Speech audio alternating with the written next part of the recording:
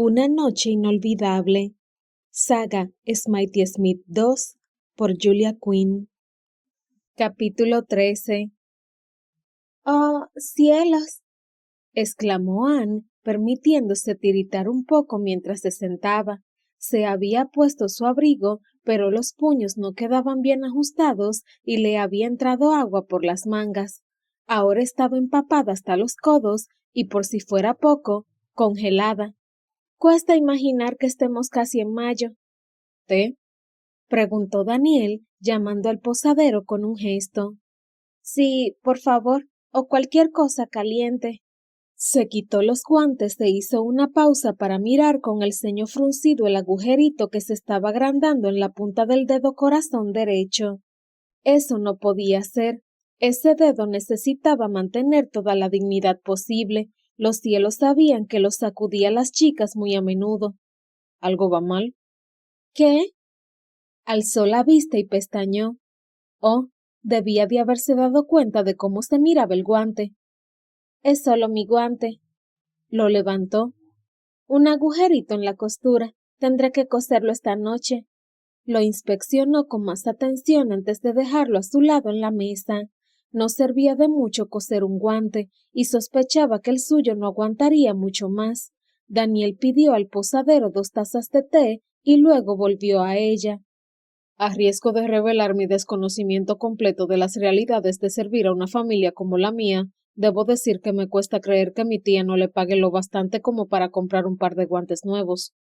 Anne estaba convencida de que él desconocía por completo esas realidades, pero apreció que reconociera al menos sus carencias. También sospechaba que desconocía por completo el coste de un par de guantes o de cualquier cosa para el caso. Ella había ido de compras con las clases altas con bastante frecuencia, como para saber que nunca se preocupaban por preguntar el precio de las cosas. Si les gustaba algo, lo compraban y pedían que les mandaran la cuenta a casa, donde alguien más se ocuparía de asegurar el pago. Su tía me paga lo bastante, quiero decir, pero ser ahorradora es una virtud, ¿no está de acuerdo? No si ello significa que se le congelen los dedos. Anne sonrió, tal vez con un poco de condescendencia. No creo que llegue a tanto. Estos guantes tendrán que surcirse al menos un par de veces más. Daniel frunció el ceño. Entonces, ¿cuántas veces los ha cosido ya? Oh, válgame Dios, no lo sé. 5, 6 tal vez. La expresión del conde fue de leve indignación. Esto es del todo inaceptable. Informaré a la tía Charlotte de que debe proporcionarle un guardarropa adecuado. No va a hacer tal cosa. Se apresuró a decir. Santo cielo, ¿estaba loco? Una muestra más de interés indebido por su parte, y Ana acabaría en la calle. Ya era bastante terrible estar sentada con él delante de todo el pueblo en la hostería, pero al menos tenía la excusa del tiempo tormentoso. Nadie podría culparla por haberse puesto a cobijo de la lluvia. Le aseguro, dijo la institutriz con una indicación a los guantes, que estos están en mucho mejor estado que los de la mayoría de la gente. Bajó la mirada a la mesa, donde los guantes del conde confeccionados en cuero con un maravilloso y suntuoso forro formaban un bulto descuidado. Se aclaró la garganta, sin contar con la compañía actual. Daniel se movió un poco en el asiento. Por supuesto, puede que sus guantes se hayan cosido y recosido también, añadió Anne sin pensar. La única diferencia es que su ayuda de cámara los retira de su vista antes siquiera de que advierta de que requieren atención. Él no dijo nada, y al instante ella se sintió avergonzada de aquel comentario. Reaccionar con pedantería no era tan feo como ser una presuntuosa, pero de todos modos no tenía por qué caer en algo así. Le ruego me disculpe. Daniel lo observó un momento más y luego preguntó: ¿por qué estamos hablando de guantes? No tengo idea.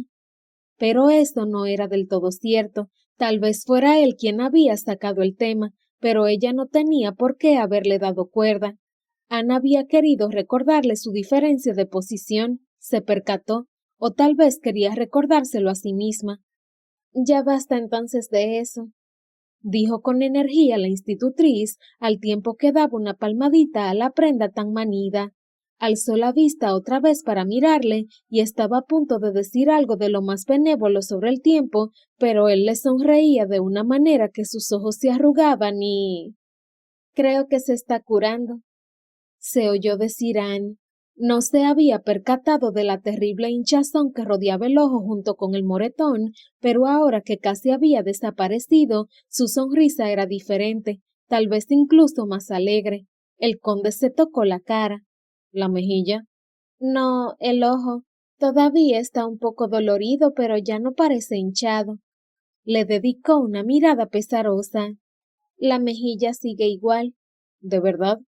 Bien, para ser precisos, lamento decir que tiene peor aspecto, como cabría de esperar.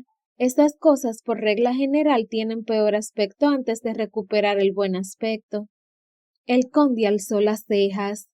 ¿Y cómo es que se ha convertido en una experta en rasguños y moretones? Soy institutriz, respondió, porque la verdad, esto tenía que ser suficiente explicación. Sí, pero enseña a 3 chicas. Anne se rió interrumpiéndole con habilidad. ¿Cree que las chicas nunca hacen travesuras? Oh, sé que las hacen. Se dio con una mano en el corazón. 5 hermanas, ¿sabe lo que es eso? 5. ¿Se supone que así da lástima? Debería, pero de todos modos no las recuerdo llegando a las manos. La mitad del tiempo Frances se cree que es un unicornio, dijo Anne lisa y llanamente. Créame cuando le digo que se lleva su buena cantidad de tromponazos y moretones, y aparte de eso, también he educado a niños. Alguien tiene que darles clase antes de que vayan al colegio. Supongo que sí, comentó él encogiéndose de hombros como si claudicara.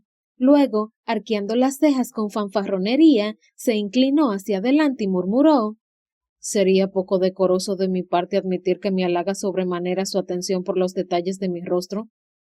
Anne soltó una risa. Poco decoroso y también ridículo. Es verdad que nunca me he sentido tan lleno de colorido, dijo con un suspiro fingido. Es un verdadero arco iris, concedió ella. Veo rojo y... bien, no veo naranja y amarillo, pero desde luego que sí aprecio el verde, el azul y el violeta. Olvide el añil.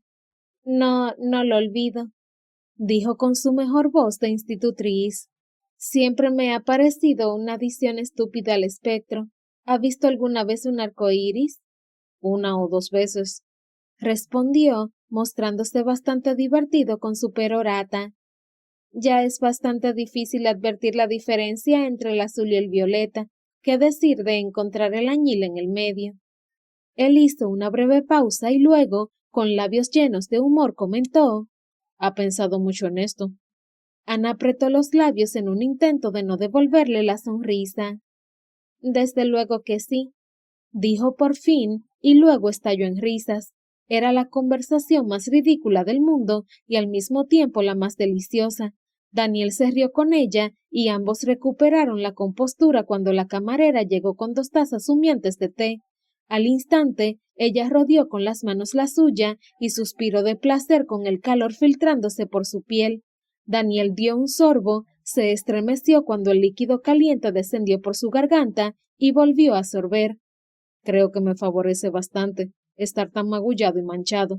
Tal vez debería empezar a inventar historias sobre cómo me herí. Peleando con Marcus no es lo bastante emocionante. No se olvide de los asaltantes, les recordó ella. Eso, respondió él con voz seca. No es ni siquiera digno. Anne le sonrió al oír eso. Era raro que un hombre se burlara tanto de sí mismo. ¿Qué le parece? Preguntó, volviéndose como si fuera a acicalarse un poco. Debería decir que peleé con un jabalí, o tal vez que me libré de unos piratas con un machete. Bien, eso depende, respondió ella. ¿Quién tenía el machete? ¿Usted o los piratas? O los piratas, diría yo. Impresiona mucho más retenerles con las propias manos. Las agitó como si practicara alguna técnica oriental ancestral. Basta, suplicó ella riéndose. Todo el mundo le está mirando. Daniel se encogió de hombros. Mirarán de todos modos. Hace 3 años que no vengo por aquí. Sí, pero pensarán que está loco. Ah, pero se me permite ser un excéntrico. Le dedicó una media sonrisa deslumbrante y alzó las cejas un instante. Es una de las ventajas del título. ¿No el dinero ni el poder? Bueno, también eso, pero justo ahora estoy disfrutando mucho con la excentricidad. Los moretones ayudan a eso, ¿no le parece? Anne entornó los ojos y dio otro sorbo de té. Tal vez una cicatriz. Reflexionó en voz alta, volviéndose para poner la mejilla. ¿Qué le parece? Justo aquí. Podría. Pero Anne no oyó el resto de sus palabras, solo vio su mano cortando el aire desde la sien hasta la barbilla, una diagonal larga y furiosa, igual que... ¿Lo vio? El rostro de George cuando se arrancó las vendas de la piel en el estudio de su padre, y lo notó, el espantoso hundimiento del puñal al atravesar su piel. Se apartó de súbito intentando respirar, pero no podía. Era como si una tenaza rodeara sus pulmones, un gran peso instalado en su pecho. Se atragantó y ahogó al mismo tiempo, necesitada de aire con desesperación. Oh, santo cielo, ¿por qué le sucedía esto ahora? Hacía años que no notaba este terror espontáneo. Pensaba que lo había superado. Anne, dijo Daniel con urgencia, estirando el brazo sobre la mesa para cogerle la mano. ¿Qué sucede? Fue como si su contacto seccionara una banda constrictiva, porque de repente todo su cuerpo se convulsionó con una respiración profunda y estremecida. Los extremos negros que comprimían su visión resplandecieron y se disolvieron, y muy poco a poco notó cómo su cuerpo volvía a la normalidad. Anne, dijo Daniel otra vez, pero ella no le miró. No quería ver la preocupación en su rostro. Antes había estado de broma, lo sabía perfectamente. ¿Cómo iba a explicar una reacción tan excesiva? El té, dijo confiando en que no recordara que ya había dejado la taza cuando él hizo su comentario. Creo... tosió y no fingía. Creo que se ha ido por donde no debía. El conde observó su rostro con atención. ¿Estás segura? O igual estaba demasiado caliente, respondió con hombros temblorosos, encogiéndose nerviosa. Pero ya estoy casi recuperada, se lo aseguro. Sonrió, o al menos lo intentó. Es de lo más embarazoso, la verdad. ¿Puedo hacer algo? No, por supuesto que no. Se abanicó. Santo cielo, de repente tengo calor. ¿No le sucede lo mismo? Él negó con la cabeza, sin apartar los ojos de su rostro. El té, repitió, intentando sonar alegre y contenta. Como he dicho, está bastante caliente. Lo está. Anne tragó saliva. Él se daba cuenta de que estaba actuando, de eso estaba segura. Daniel no sabía la verdad, pero percibía que ella no la decía, y por primera vez desde que dejó su casa hacía 8 años, notó una punzada de remordimiento por callarse la verdad. No tenía obligación de compartir sus secretos con este hombre, y aún así, ahí estaba, sintiéndose esquiva y culpable. ¿Cree que ha mejorado el tiempo? Preguntó, volviendo la cara hacia la ventana. Era difícil decirlo. El vidrio era viejo y ondulado, y el gran alero de la hostelería la protegía de la arremetida directa de la lluvia. No, todavía no, contestó él. Anne se volvió mientras murmuraba. No, por supuesto que no. Adoptó una expresión sonriente. Acabaré el té de todos modos. Daniel la miraba con curiosidad. ¿Ya no tiene calor? La institutriz pestañeó, tardando un momento en recordar que se había estado abanicando justo unos momentos antes. No, qué curioso, ¿verdad? Sonrió otra vez y se llevó la taza a los labios, pero se libró de tener que imaginar cómo recuperar la conversación previa y fluida cuando se oyó un fuerte estallido justo en el exterior del comedor. ¿Qué ha podido ser eso? Preguntó Anne, pero Daniel ya estaba en pie. Quédese aquí, ordenó, y se apresuró a salir dando zancadas hacia la puerta. Parecía tenso, y Anne recordó algo familiar en su postura, algo que ella había visto en sí misma repetidas veces. Era casi como si esperara problemas, pero eso no tenía sentido. Por lo que ella sabía, el hombre que le había obligado a salir del país había desistido de su deseo de venganza, pero supuso que las viejas costumbres no se pierden con facilidad. Aunque George Cherville se asfixiara de repente con un hueso de pollo o se trasladara a las Indias Orientales, ¿cuánto tardaría ella en dejar de mirar por encima del hombro? No ha sido nada, dijo Daniel regresando a la mesa. Solo un borracho que ha organizado un barullo tremendo cuando ha ido de la posada a los establos y luego ha regresado. Levantó la taza de té, dio un largo trago y luego añadió: Por otra parte, ya no llueve tanto. Aún cae una llovizna, pero creo que deberíamos aprovechar para irnos. Por supuesto, dijo Anne, poniéndose de pie. Ya les he pedido que traigan el vehículo a la entrada, dijo acompañándola a la puerta. Anne le hizo un ademán con la cabeza cuando se dispuso a salir al exterior. El aire fresco era tonificante, no le importaba el frío. La gélida niebla tenía una cualidad purificadora e hizo que recuperara su ánimo habitual.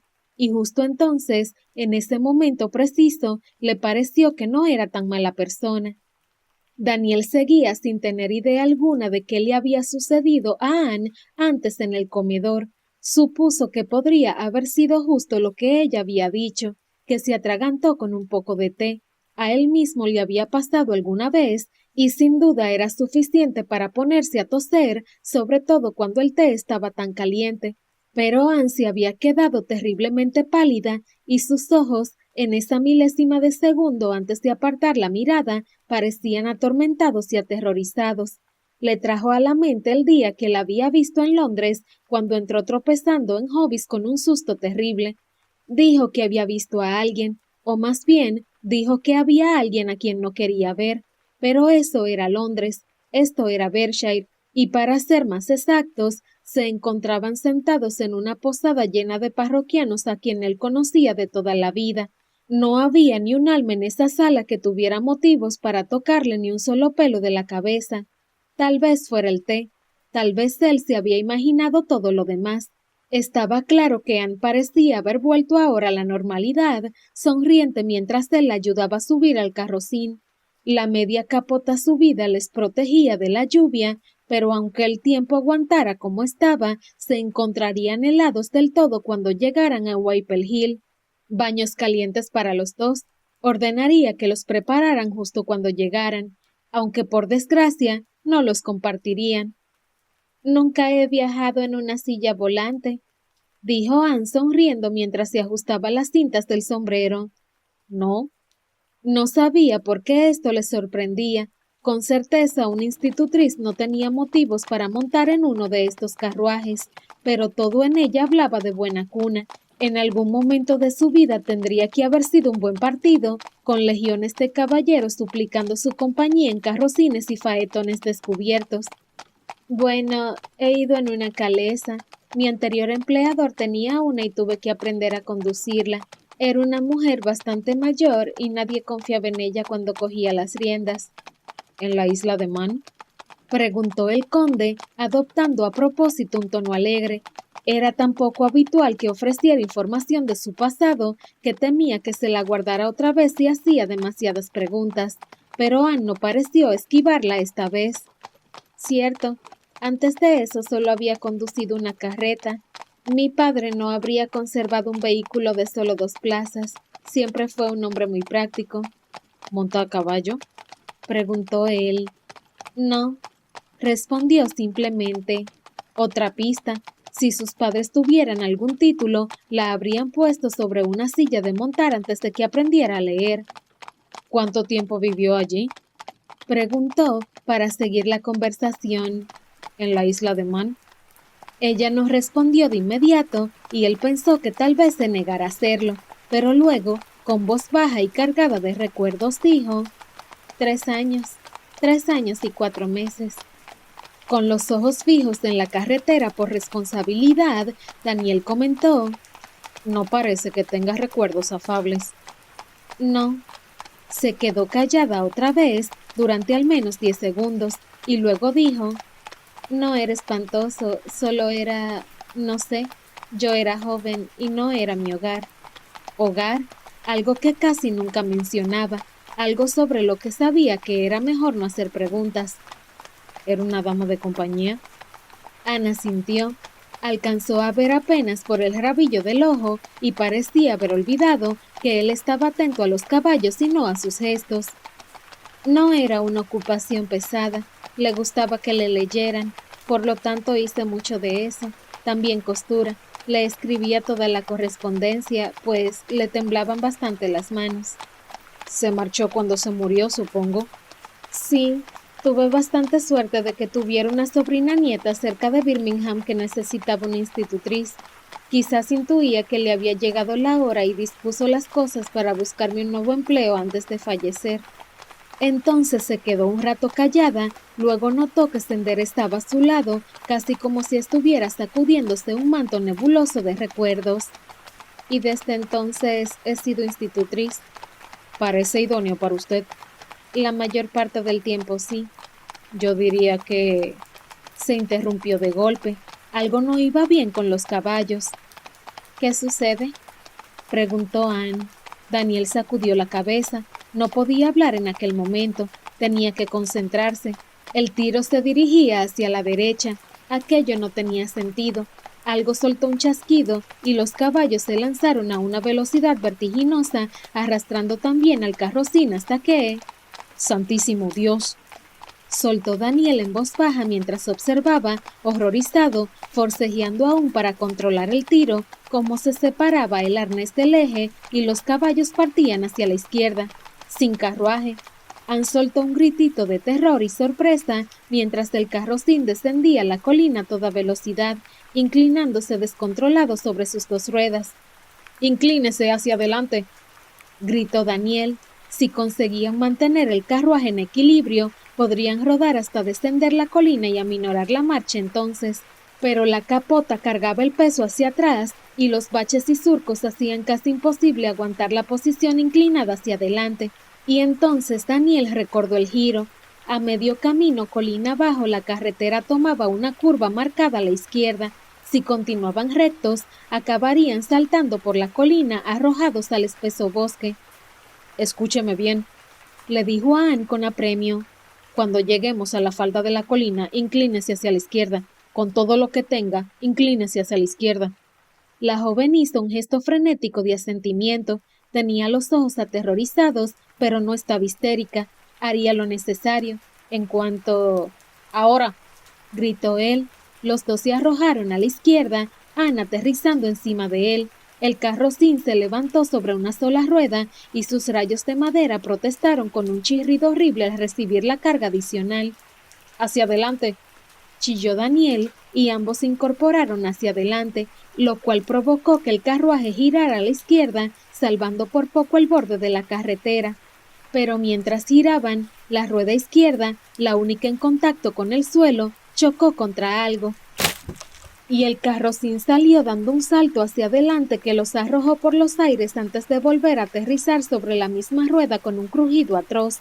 Daniel aguantó con todas sus fuerzas y pensó que Anne haría lo mismo, pero justo cuando fue a mirarla con terror impotente, el carrocín la lanzó con fuerza y la rueda... ¡Oh, Dios santo! La rueda. Si la arrollaba... Daniel no se paró a pensar. Se arrojó a la derecha, volcando el vehículo antes de que pudiera golpear a Anne, que estaba en algún lugar por el suelo, en algún lugar a la izquierda. El carro dio contra el suelo y resbaló varios metros antes de detenerse en el barro. Por un momento, Daniel fue incapaz de moverse. Le habían pegado antes, se había caído de caballos. ¡Qué diantres! Hasta le habían pegado un tiro. Pero nunca se había quedado sin aliento de forma tan brusca como cuando el carrocín se estrelló contra el suelo. Anne tenía que llegar hasta ella, pero primero debía respirar, y sus pulmones parecían sufrir un espasmo. Al final, buscando aire aún, salió a cuatro patas del carruaje volcado. Anne intentó aullar, pero solo era capaz de soltar un sonido sibilante. Sus manos chapotearon en el barro y luego sus rodillas, y después, Aprovechando el lado astillado del carrocín para apoyarse, consiguió ponerse en pie tambaleante. «Anne», llamó otra vez, en esta ocasión con más volumen. «Señorita Winter». No hubo respuesta, ningún sonido en absoluto, salvo la lluvia que daba en el suelo empapado. Casi incapaz de aguantarse todavía en pie, Daniel inspeccionó con frenesí desde su lugar junto al vehículo, volviéndose en círculo mientras seguía aguantándose apoyado, buscando cualquier señal de Anne. ¿De qué color vestía? ¿Marrón? Iba de marrón, un tono intermedio, que se confundía a la perfección con el barro. Tenía que estar detrás de él. El carrocín había rodado y resbalado cierta distancia después de que fuera arrojada ella. Daniel intentó abrirse camino hasta la parte posterior del vehículo, encontrando poco agarre para sus botas en aquel barro profundo. Se resbaló, perdió el equilibrio y a punto estuvo de caerse de bruces, buscando con las manos cualquier cosa que pudiera mantenerla en pie. En el último momento, agarró una delgada correa de cuero. El arnés. Daniel miró el cuero que tenía en las manos. Era el tirante que se suponía que tenía que unir al caballo con el eje del carruaje, pero estaba cortado, solo el extremo se veía deshilachado, como si lo hubieran dejado colgando de un hilo para que se partiera con la menor presión. Ramsgate. La rabia dominó su cuerpo y Daniel encontró al final la energía para avanzar más allá del vehículo roto y buscar a Anne. Dios mío, si le había sucedido algo, si sufría alguna herida seria, mataría a Lord Ramsgate, le arrancaría las vísceras con sus propias manos. «Anne», gritó dando vueltas como un loco en el barro mientras la buscaba, y luego, ¿era eso una bota? Se apresuró, tropezando a través de la lluvia hasta que la vio con claridad, hecha un ovillo sobre el suelo, medio en la carretera, medio en el bosque. «Dios bendito», susurró Daniel y se adelantó corriendo con el terror atenazando su corazón. «Anne», dijo con frenesí al llegar a su lado y buscarle el pulso. «Contéstame, que Dios me ayude, contéstame ahora». No respondía, pero el pulso constante en su muñeca fue suficiente para devolverle la esperanza. Se encontraban a tan solo media milla de Whitehall Hill. Podría llevarle en brazos una distancia así. Temblaba y estaba lleno de golpes. Probablemente sangraba, pero seguro que lo lograría. Con sumo cuidado, la levantó en sus brazos e inició el traicionero recorrido de regreso a casa. El barro convertía cada paso en un ejercicio de equilibrio. Apenas veía a través del pelo aplastado sobre sus ojos con la lluvia, pero continuó andando y su cuerpo agotado encontró fuerza en el terror y furia. Ramsgate iba a pagar por esto. Ramsgate pagaría y tal vez Hawke pagaría también. Y por Dios, el mundo lo pagaría si los ojos de Anne no volvían a abrirse. Un paso seguido de otro, eso es lo que hizo hasta que Whitehall Hill apareció ante su vista, y luego se encontró en la calzada, luego en el círculo, y finalmente, justo cuando sus músculos gritaban y temblaban y sus rodillas amenazaban con ceder, alcanzó los 3 escalones de la grandiosa entrada principal y llamó a la puerta con fuerza. Otra vez. Y otra vez. Y otra vez. Y otra vez. Y otra vez. Hasta que oyó las pisadas que se apresuraban hacia él. Se abrió la puerta y allí estaba el mayordomo, que soltó un sonoro «Milord», y luego, mientras 3 lacayos se apresuraban a aliviar a Daniel de su carga, se hundió en el suelo, exhausto y aterrorizado. «Ocúpense de ella», dijo entre jadeos. «Hagan que entre en calor». «De inmediato, milord», le tranquilizó el mayordomo. «Pero usted no», ordenó Daniel. «Ocúpense de ella primero». «Por supuesto, milord». El mayordomo se apresuró a acudir al lado del lacayo aterrorizado que sostenía a Anne, haciendo caso omiso de los ríos de agua que caían por sus mangas. «Vamos, rápido, llévenla arriba. Y tú». Hizo un enérgico ademán con la cabeza a una doncella que entró en el vestíbulo y se quedó boquiabierta. «Empieza a calentar agua para un baño. Ahora». Daniel cerró los ojos, tranquilizado con el trajín de actividad que se desarrollaba a su alrededor. Había hecho lo necesario, había hecho cuanto podía. Por el momento,